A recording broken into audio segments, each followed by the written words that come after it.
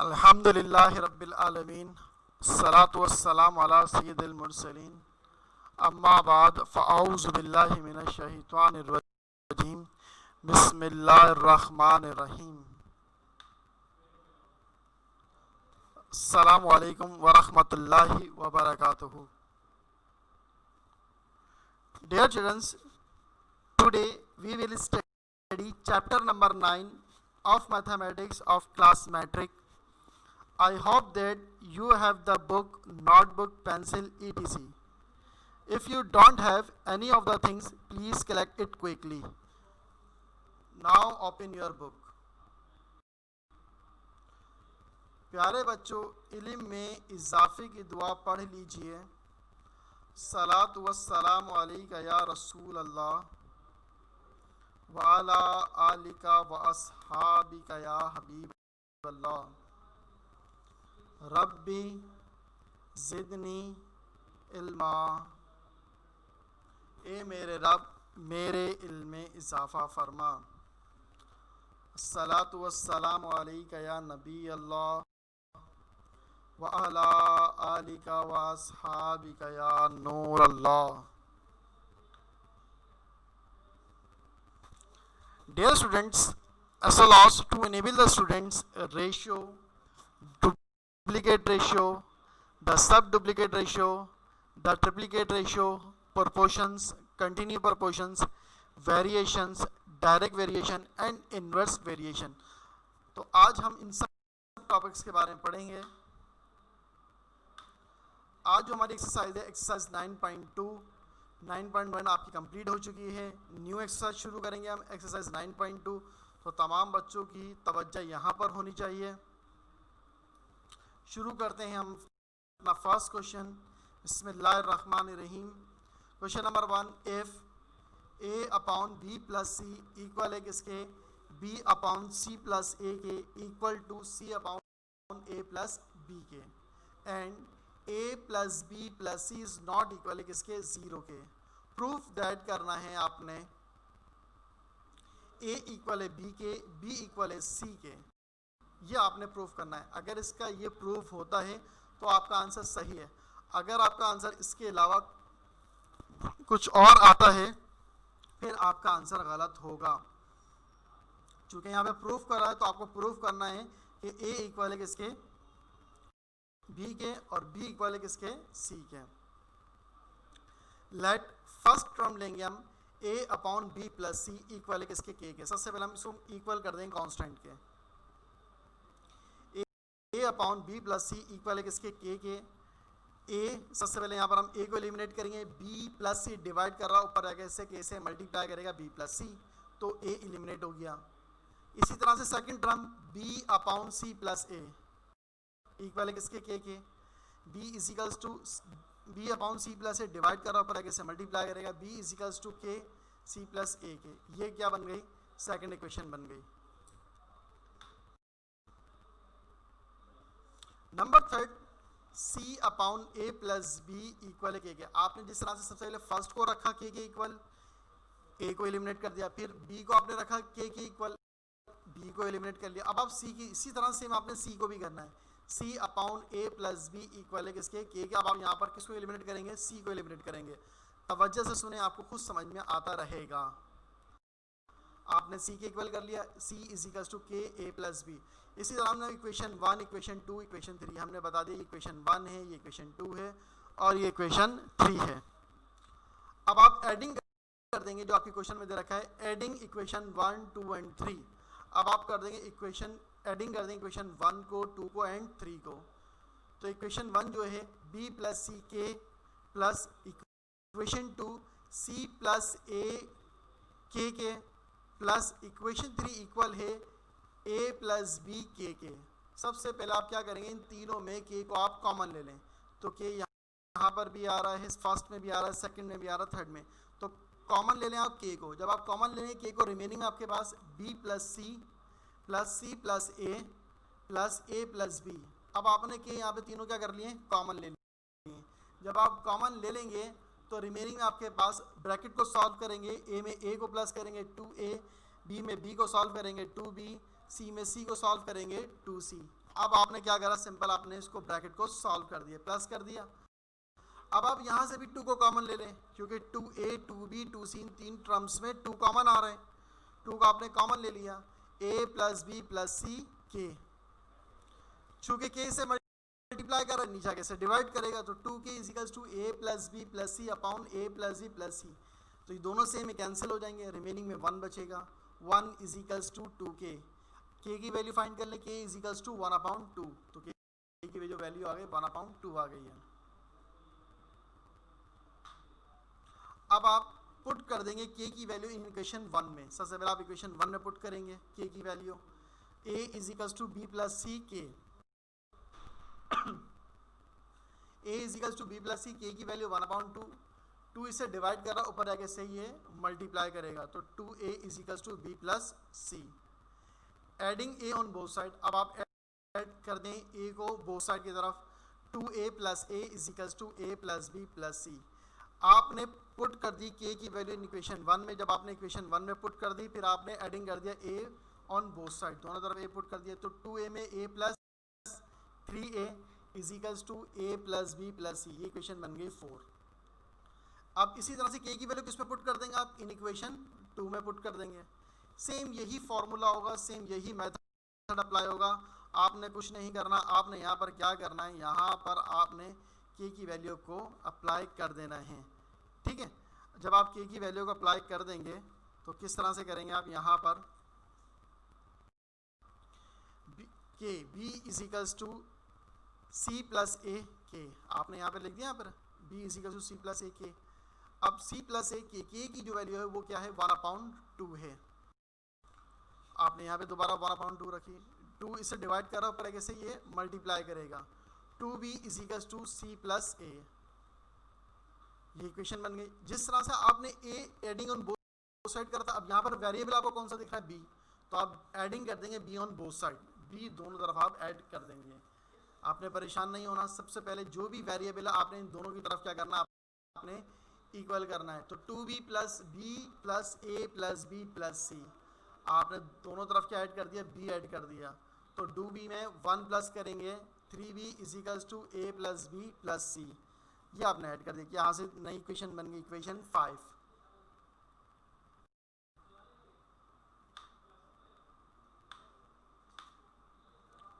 अब आपने इक्वेशन, सबसे पहले आपने 1 को सॉल्व करी, इक्वेशन 1 को k की वैल्यू पुट कर दी, इक्वेशन 2 को सॉल्व करी, वहाँ पे k की वैल्यू पुट कर दी। अब आप 3 को सॉल्व करेंगे, इक्वेशन 3 को सॉल्व करेंगे और उसमें वैल्यू किसकी रखेंगे, आप k की रखेंगे। आइए देखते हैं, c equals to a plus b k, आपने c equals to a plus b k लिख दिया आपने।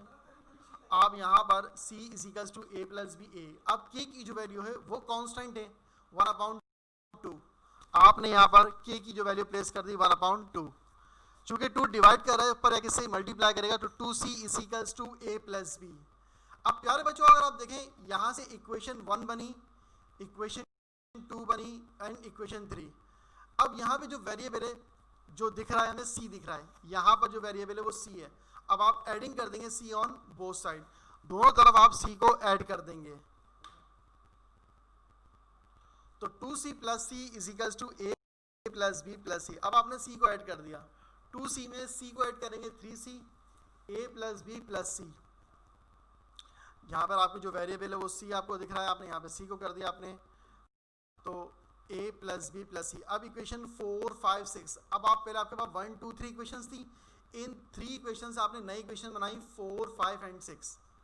अब आप कंपेयर करेंगे इक्वेशन 4 5 एंड 6 को, 4 5 एंड 6 को आप इक्वेशन को कंपेयर करेंगे, 3a equals to 3b equals to 3c, क्योंकि इसके इक्वल की तरफ तीनों तरफ a plus b plus c हैं, तो जब आप देखें तीनों वैल्यू सेम हो गई, आपने कंपेयर कर दिया इसको, 3a इजिकल्स टू 3b और 3b इजिकल्स टू 3c, ठीक है, इक्वल कर दिया आपने। फिर आपने कर दिया dividing by 3 on both side. अब आप इसको इससे क्या कर देंगे, आप डिवाइड कर देंगे। जब आप इसको 3 से डिवाइड कर देंगे, रिमेनिंग में a equals to b equals to c। तो प्यारे बच्चों देखें, ये हमारा प्रूफ हो गया। अगर ये प्रूफ नहीं होता फिर हमारा आंसर ये गलत होता। अब आप ये प्रूफ हो गया कि a इक्वल है b के और b इक्वल है किसके, c के। तो यकीनन मैं उम्मीद करता हूँ कि आपको ये बहुत अच्छी तरह समझ में आया होगा। आपने इसकी बार बार प्रैक्टिस करनी है। सेम इसी तरह से नेक्स्ट क्वेश्चन होमवर्क में भी है इसका, पर ये शो दैट है, आपने शो लाजमी करने हैं इसमें। एक्सरसाइज 9.2 क्वेश्चन नंबर 2, मैं क्वेश्चंस पढ़ के सुना देता हूं आपको।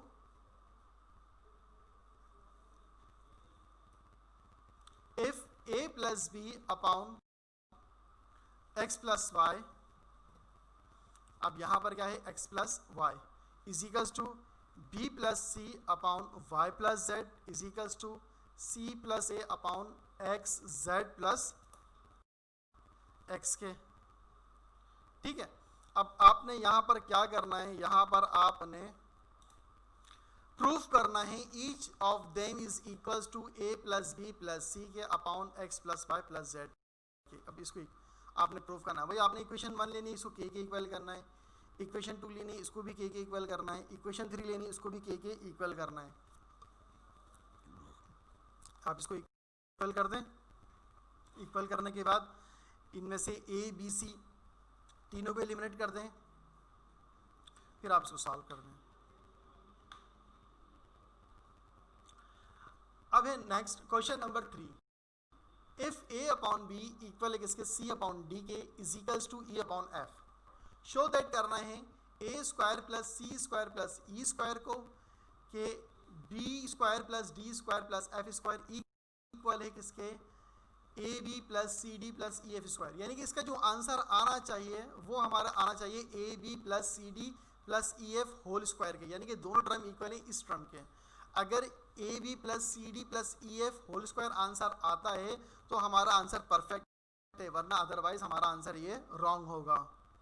सॉल्यूशन पर आते हैं। सबसे पहले ए अपॉन बी इक्वल है किसके, के। मैंने अभी आपको बताया कि हर टर्म को सबसे पहले आपने सॉल्व करना और इक्वल किसके लेकर आना है, कांस्टेंट के। ए अपॉन बी इक्वल है किसके, के। आपने ए अपॉन बी इक्वल टू ए। अब आप यहाँ से आप किसको एलिमिनेट कर लें, ए को एलिमिनेट कर लें। जब आप ए को एलिमिनेट करेंगे ए इज इक्वल्स टू बी के, तो इक्वेशन 1 बन गई। इसी तरह के सेकंड टर्म सी अपॉन डी इक्वल है ए के, यहाँ से आप सी को एलिमिनेट कर लें, सी इज इक्वल्स टू डी के, ये सेकंड इक्वेशन बन गई। नेक्स्ट ई अपॉन एफ इक्वल है के, ये सब टर्म कांस्टेंट के इक्वल होंगी। अब यहाँ से आप ई को एलिमिनेट कर लें, E is equals to F के। अब आप जब आप एलिमिनेट कर लेंगे, एलिमिनेट करने के बाद इक्वेशन 1, इक्वेशन 2 एंड इक्वेशन 3, ये तीनों इक्वेशंस बन गई हैं। अब आप ऊपर से शो दैट वाली टर्म्स उतार लें, A square plus C square plus E square bracket B square plus D square plus F square के इक्वल है किसके, A B plus C D plus E F whole square के। अब हम यहाँ पर वैल्यूज प्लेस कर दें। अब आपने वैल्यूज प्लेस करनी है। ए की जो वैल्यू है वो बी के है, आपने ए की वैल्यू को बी के रख दिया, सी की वैल्यू डी के, ई की वैल्यू एफ के। आपने वैल्यूज प्लेस करनी, इन पे स्क्वायर था, आपने स्क्वायर कर दिया। बी स्क्वायर, चूंकि बी की वैल्यू यहाँ पर कोई नहीं है, आपने B square as it is रखना है। डी की स्क्वायर की कोई वैल्यू नहीं है, आपने ऐसे ही रखना है। एफ स्क्वायर, इनकी कोई वैल्यू नहीं है, आपने इसको एज इट इज रखना है। B square plus D square plus F square is equals to A B. A की वैल्यू रखी, ए की जो वैल्यू है बी के, बी की वैल्यू कोई नहीं तो बी हमने सेम एज इट इज रखा, प्लस सी, सी की वैल्यू डी के, डी की वैल्यू कोई नहीं है, डी सेम रहेगा, प्लस ई एफ, ई की जो वैल्यू है एफ के और एफ रहेगा, इस पर होल स्क्वायर आ जाएगा। सबसे पहले आप क्या करेंगे, पावर अप्लाई करेंगे। याद रखें जब भी डीमास का रूल अप्लाई होता है तो सबसे पहले आप पावर अप्लाई करते हैं। B square K square, D square K square plus F square K square, ये पावर अप्लाई हो गई। Next bracket same as it is नीचे ही आ जाएगा, इज इक्वल्स टू, अब आपने क्या करना है, बी के को बी से मल्टीप्लाई करना है। जब आप बी को बी से मल्टीप्लाई करेंगे, बी स्क्वायर के, इसी तरह से आप डी को डी से मल्टीप्लाई करेंगे, डी स्क्वायर के, एफ को एफ से मल्टीप्लाई करेंगे, एफ स्क्वायर के और स्क्वायर होल स्क्वायर। प्यारे बच्चों, अब आपने क्या करना है, यहां से आपने देखा के square, B square K square plus D square K square plus F square K square. ठीक है, अब आपने यहाँ पर कॉमन ले लिया। आपने अगर आपने देखा तो यहाँ पर के स्क्वायर कॉमन है, आपने के स्क्वायर कॉमन ले लिया। रिमेनिंग में B square plus D square F square आ गया। यहाँ से भी कॉमन क्या आ रहा है, के स्क्वायर कॉमन आ गया, के स्क्वायर कॉमन है। रिमेनिंग में बी स्क्वायर डी स्क्वायर और एफ स्क्वायर पर होल स्क्वायर, ये whole square as it is है। के स्क्वायर से के स्क्वायर कैंसिल। अब आप देखें B square plus D square plus F square, यहाँ पर भी B square plus D square plus F square, ये दोनों ब्रैकेट हैं, तो हम यहाँ पर कौन सा रूल अप्लाई करते हैं, base same power add, base same है पावर ऐड कर दें तो इस पर होल स्क्वायर आ जाएगा, इक्वल है किसके, B square plus D square F square whole square. तो देखें प्यारे बच्चों दोनों टर्म इक्वल हो गई हैं, तो इससे हमें मालूम हुआ कि ये हमारा प्रूव्ड हो चुका है। अगर ये दोनों वैल्यू सेम नहीं आती तो फिर हमारा आंसर ये गलत होता।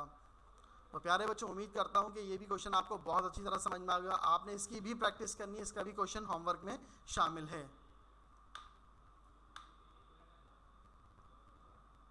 ये क्वेश्चन नंबर 4 आपका होमवर्क में शामिल है। अब है question number 5, if a upon B equal है c अपॉन डी के इक्वल है किसके, e upon F. Proof that करना आपने a power 4 b square plus a square e square minus e power 4 f upon b power 6 plus b square f square के minus f power 5 के equal है किसके, a power 4 b power 4 की। यह आपने proof करना है। सबसे पहले हम ले लेंगे a upon B c upon D e upon F equal है कांस्टेंट के, आपने कांस्टेंट के इक्वल लिखना है। a अपॉन बी किसके इक्वल है, a के, c अपॉन डी किसके इक्वल है, k के, e अपॉन एफ किसके इक्वल है, k के। आपने तीनों टर्म्स कांस्टेंट के इक्वल कर दी है आपने। कंसीडर अब आप करेंगे, अब आप a पावर 4 है, a की जो वैल्यू हो b के पावर 4 आ जाएगी, b square same as it is रहेगा क्योंकि b की वैल्यू कोई वैल्यू मौजूद नहीं है। a स्क्वायर, a की वैल्यू b के पर स्क्वायर, e की वैल्यू f के पर whole square minus e power 4, e की जो वैल्यू है वो f के पावर 4 आ जाएगी, f एज इट इज रहेगा क्योंकि f की वैल्यू कोई भी मौजूद नहीं है, और डिनोमिनेटर वाली value same as it is नीचे उतरेगी क्योंकि इनकी भी कोई वैल्यूज नहीं है। इजिकल्स टू a की जो वैल्यू b के पावर 4 अपॉन b power 4, b power 4 k power 4 b square plus b square k square हो जाएगा। अब पावर अप्लाई कर दी, जब आप पावर अप्लाई करेंगे तो b पावर 4 हो जाएगा, k पावर 4 हो जाएगा और b स्क्वायर, यहाँ पर भी आपने पावर अप्लाई कर दी, b स्क्वायर k स्क्वायर दोनों पावर अप्लाई, याद रखें पावर हर सब पर आती है। फिर आपने अगेन पावर अप्लाई करी f पर, f स्क्वायर k स्क्वायर इन दोनों पावर अप्लाई कर दी माइनस 4, उसके बाद f पे पावर अप्लाई हो जाएगी, f power 4 k power 4 f रह जाएगा इजिकल्स टू, यहाँ पर भी हो जाएगा equals to b power 4 k power 4 अपॉन b पावर 4। अब आप देखें प्यारे बच्चों b पावर 4 से आराम से कैंसिल हो जाएगा क्योंकि ऊपर सेम पावर भी सेम है और बेस भी सेम है। जब पावर और बेस सेम होती है तो ये आपस में कैंसिलेशन हो जाते हैं। रिमेनिंग में k पावर 4 बचा आपका। अब आपने b से आपने इसको क्या कर दिया, ऐड कर दिया, यहाँ पर b स्क्वायर और b पावर 4 तो टोटल हो गया b power 6, base same power 8, 4 में 2 प्लस 6। इसी तरह से b स्क्वायर, यहाँ पर f स्क्वायर, अब यहाँ पर k same, base same power 8, k square plus k square k power 4 minus f power, f को इससे देंगे तो f पावर 5 k पावर 4 अपॉन b power 6 plus b square f square minus f power 5। तो दोनों सेम हो रही, दोनों कैंसिलेशन हो जाएंगे, रिमेनिंग में k power 4 equals to k power 4। तो देखें दोनों सेम हो गए, यानी कि आपने बता दिया कि ये दोनों टर्म क्या हैं, आपने प्रूफ कर दिया कि ये दोनों टर्म सेम आनी चाहिए, यानी k पावर 4 और k पावर 4।